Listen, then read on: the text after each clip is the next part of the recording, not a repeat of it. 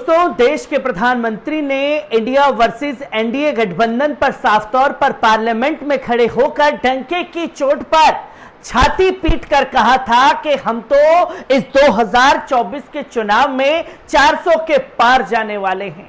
जब 400 के पार का ऐलान खासतौर पर देश के प्रधानमंत्री द्वारा कर दिया गया तो यह दावा किया जाने लगा कि जो 7 राज्यों में, खासतौर पर 6 राज्यों में 7 विधानसभा सीटों पर उपचुनाव होने हैं, वो तो सातों की सातों सीट भारतीय जनता पार्टी जीत जाएगी। इंडिया जो है दूर दूर तक दिखाई नहीं देगा। ये इस सेमीफाइनल से नतीजे लोगों के सामने आ जाएंगे।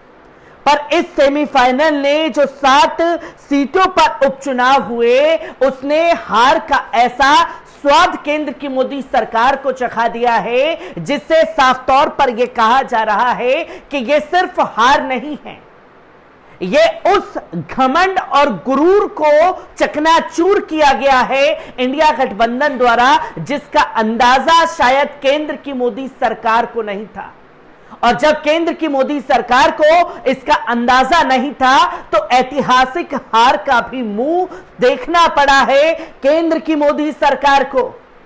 जहां केरल में आप देखें तो ऐतिहासिक हार हुई, 40,000 वोटों से हार का स्वाद चखना पड़ा। और यही बात की जाए उत्तर प्रदेश की धौसी सीट, जहां पूरा कैबिनेट उतार दिया गया। केरल में कांग्रेस उम्मीदवार के सामने पूरा का पूरा कैबिनेट उतार दिया गया और यह बताया गया कि बस अब तो इन विपक्षी पार्टियों का अंत करीब है। पर जहां 40,000 वोटों से केरल में हार मिली, वहीं 42,000 वोटों से धौसी में हार मिली।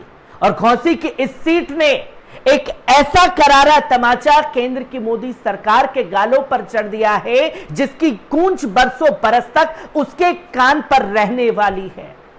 जो कि तस्वीर आप साफ तौर पर देख सकते हैं कि किस तरीके से बड़े बड़े दावे इन राजनेताओं द्वारा किए जा रहे थे। खुद अमित शाह जो है केरल में मोर्चा संभाल रहे थे, खुद घोसी में अमित शाह जो है रैलियां करते हुए दिखाई दे रहे थे। जेपी नड्डा हो चाहे बड़े से बड़े कैबिनेट मिनिस्टर हो, इन 2 सीटों पर साम दाम दंड भेद सब चीज का इस्तेमाल किया गया। और मोदी जी को उम्मीद थी कि बस अब तो ये तमाम सीटें जो हैं वो निकाल ले जाएंगे और इंडिया गठबंधन जो है दूर दूर तक उनके सामने टिकने वाला नहीं है, क्योंकि बीजेपी ने सारी ताकत जो है झोंक दी थी। फिर भी केरल में शर्मनाक हार मिली है, जिसको शायद वो भुला ना पाए। और 2011 के बाद सबसे कम वोट जो हैं केरल में मिले हैं। और किस तरीके से आंकड़े सामने आ रहे हैं, उस समीकरण पर भी गौर करने की जरूरत है। जहां पहली तस्वीर आप देख रहे हैं, तो इसी के साथ साथ आपको अगले पहलू पर लेकर के चलूं कि घोसी में सपा के सुधाकर सिंह ने बीजेपी के दारा सिंह चौहान को तकरीबन 42,759 वोट से हराया। पहले ही राउंड से बढ़त हासिल कर ली थी। ये वो विधानसभा सीटें हैं जहां भारतीय जनता पार्टी ने अपनी पूरी ताकत झोंक दी थी। और आपको इस समीकरण पर देखना चाहिए कि केरल के जो नतीजे आए, घोसी के जो नतीजे आए, उसने बीजेपी के लिए 2024 के लिए खतरे की घंटी जो है वो खड़ी करती है।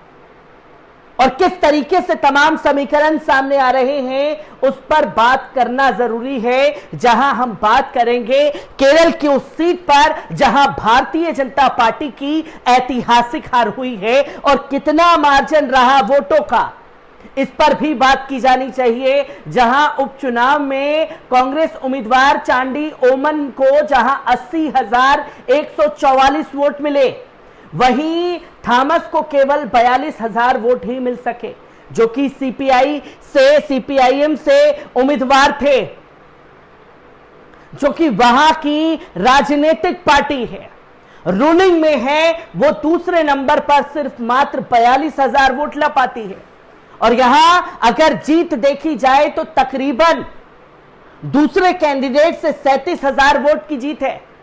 और यही आप गौर करें 80,000 और 6 हजार जो है वोट भारतीय जनता पार्टी को केरल की इस सीट पर मिले, जहां इस सीट पर हम देख रहे थे कि काफी लंबे समय से मुख्तार अब्बास नकवी हो, चाहे बात की जाए शहनवाज हुसैन की, चाहे बात की जाए बड़े बड़े दिग्गज नेताओं की, खासतौर पर स्मृति ईरानी की, और तमाम कैबिनेट पूरा मंत्रालय जो है वो केरल में कांग्रेस उम्मीदवार के सामने उतार दिया गया और दावा किया जाने लगा कि केरल की सीट तो हमारी झोली में है। पर केरल में किस तरीके से अस्तित्व भारतीय जनता पार्टी का खत्म है, इस पर गौर करने की जरूरत है। और अगर कांग्रेस और बीजेपी के उम्मीदवार के बीच में बात की जाए तो तकरीबन 74,000 वोटों से भारतीय जनता पार्टी के उम्मीदवार को हराया है कांग्रेस के उम्मीदवार ने। जिस पहलू पर बात होनी चाहिए कि किस तरीके से चुनावी मैदान में डंके की चोट पर बड़े बड़े दावे किए जा रहे थे और धुरंधरों की हवा जो है आम जनता ने निकाल दी केरल के इस उपचुनाव में।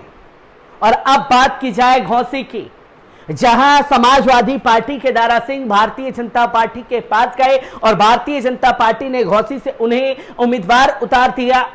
और घोसी की इस सीट पर सीएम योगी आदित्यनाथ से लेकर के सारे यूपी के मिनिस्टर केशव प्रसाद मौर्य और तमाम नेता जो हैं इसमें शामिल थे। एक तरफ उत्तर प्रदेश का कैबिनेट इस सीट पर चुनाव प्रचार कर रहा था, तो दूसरी तरफ केंद्र की मोदी सरकार का पूरा कैबिनेट जो है यहां इस सीट पर चुनावी मैदान में था। और सिर्फ इसलिए कि यहां इंडिया के गठबंधन ने पूरा समर्थन जो है अखिलेश यादव की पार्टी समाजवादी पार्टी को दे दिया था। और अखिलेश यादव को यह देखना होगा कि यह जीत सिर्फ अखिलेश यादव की जीत नहीं है, उन्हें दिमाग को जमीन पर रख करके चलना होगा और आगे आने वाले चुनाव में इसी तरीके से हर कदम को उठाना पड़ेगा जो तस्वीर खासतौर पर देखने को मिली। क्योंकि इस सीट पर कांग्रेस ने अपना उम्मीदवार नहीं उतारा और साफ तौर पर कह दिया अपने कार्यकर्ताओं के इस चुनाव में समाजवादी पार्टी का पूरा सहयोग करें। और जब पूरा सहयोग खासतौर पर किया गया समाजवादी पार्टी के उम्मीदवार का, तो नतीजा आपके सामने है।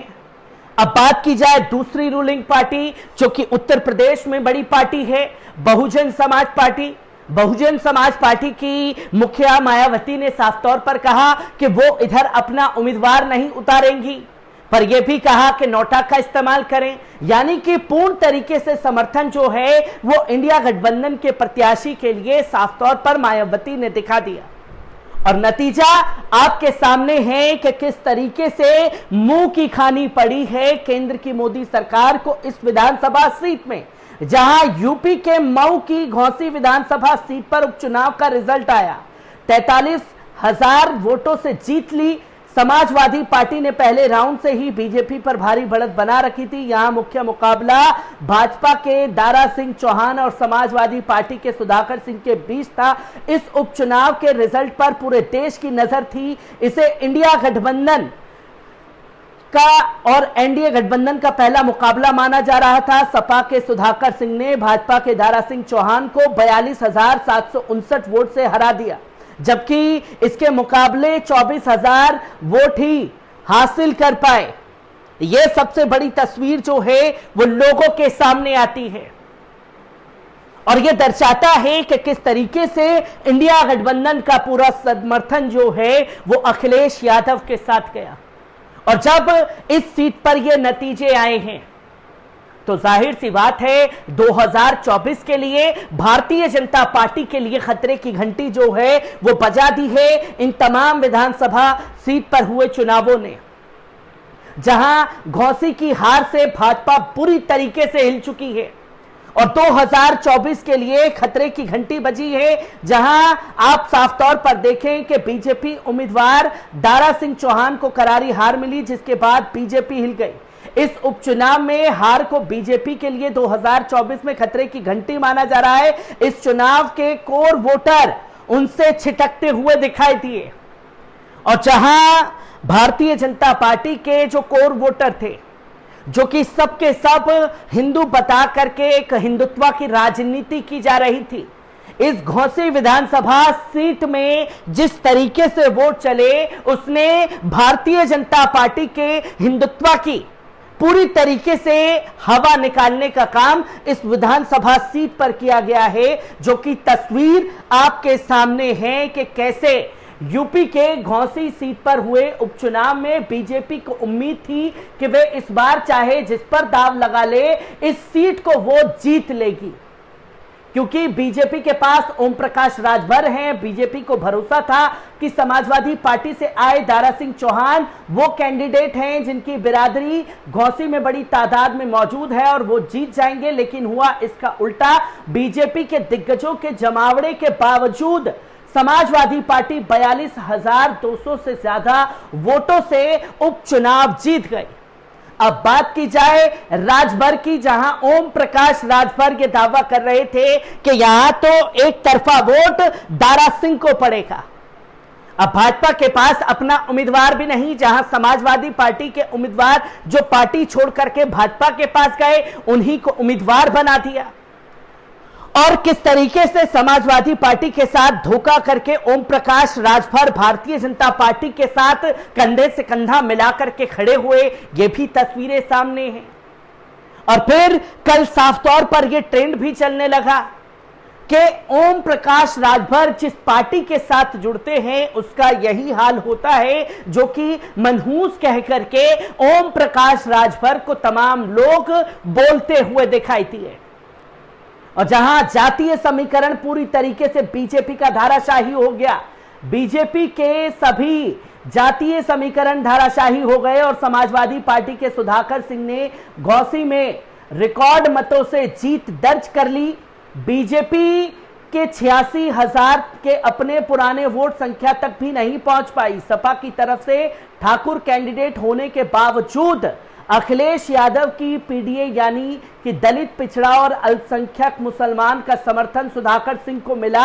अब ऐसे में सवाल उठ रहा है कि क्या ये चुनाव परिणाम बीजेपी और एनडीए के लिए खतरे की घंटी है, जहां सभी को हिंदू बना करके पेश करने पर तुली हुई थी, चाहे दलित हो, चाहे तमाम जातियों के लोग हों, हर किसी को भारतीय जनता पार्टी ने हिंदुत्व की ओर खींच लिया था।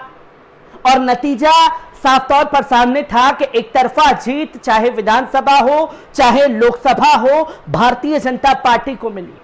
पर अब इसमें सबसे बड़ी सेंधमारी इस चुनावी समीकरण में देखने को मिला, जिसमें भारतीय जनता पार्टी की हिंदुत्व की राजनीति पूरी तरीके से धाराशाही हो गई।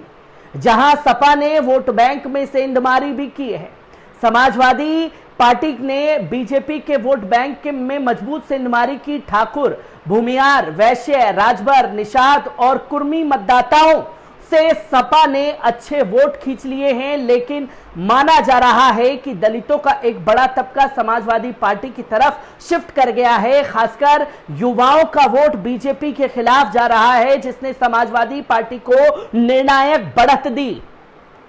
इस समीकरण, इस फैक्टर ने 2024 में भारतीय जनता पार्टी के लिए खतरे की घंटी खड़ी कर दी है, क्योंकि इस पर यह गौर करने की बात है कि बीजेपी जीत का ख्वाब सजाए बैठी थी और उसमें भी साफ साफ बिखराव दिख रहा था।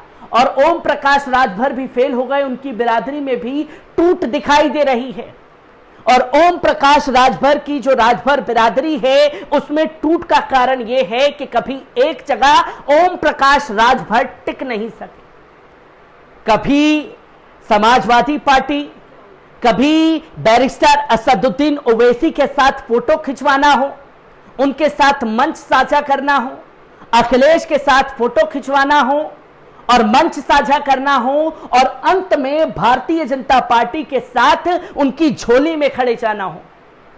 इधर दल बदलू राजनीति जो है राजभर को खासतौर पर भारी पड़ी और उन्हीं के वोटरों ने ओम प्रकाश राजभर को बुरी तरीके से इस चुनाव में धुतकार दिया है और उनकी बरादरी में टूट पड़ गई है, जो कि बीजेपी के लिए ये एक ख्वाब जो है, जो सपना था, वो चकनाचूर हुआ इस चुनाव में। और स्वर्ण वोटरों ने नहीं दिया साथ, ये भी एक बड़ा फैक्टर है। जिस तरीके से इंडिया गठबंधन ने तमाम चीजें थामी, इस बार इस हार की सबसे बड़ी वजह ये रही कि बीजेपी के कोर वोटर नाराजगी और दलित वोटरों का बड़ी तादाद में सपा का रुख करना माना जा रहा है। जिस तरीके से अखिलेश यादव ने इसे इंडिया की जीत करार दिया और जिसके तरीके से कांग्रेस पार्टी अपने स्वर्ण वोटरों को साधने में जुटी है, यह बीजेपी के लिए खतरे की घंटी बज चुकी है। और यही समीकरण 2024 के इस चुनाव में जाता है। तो कई बड़ी चीजें जो हैं उत्तर प्रदेश के लोकसभा चुनाव में देखने को मिलती है और उत्तर प्रदेश की राजनीति ही ये तय कर देगी कि 2024 का रुख क्या रहेगा। जहां 80 का दम बढ़ते थे, क्या वहां पर कई बड़ा झटके लग सकते हैं केंद्र की मोदी सरकार को, जिसकी तस्वीरें लगातार सामने आ रही हैं और दलित वोटरों ने बढ़ाई बीजेपी की उलझन। जहां मायावती के उम्मीदवार जो हैं इस चुनाव में नहीं थे, पर दलित वोटरों का सपा की तरफ शिफ्ट हो जाना यह दर्शाता है कि भारतीय जनता पार्टी के लिए कई बड़ी मुसीबत इस 2024 के चुनाव में देखने को मिलेगी, जो कि सेमीफाइनल ने एक झलकी 2024 की साफ करती है। हर एक तस्वीर, हर एक पहलू को आपके साथ साझा करता रहूंगा। दीजिए इजाजत, शुक्रिया।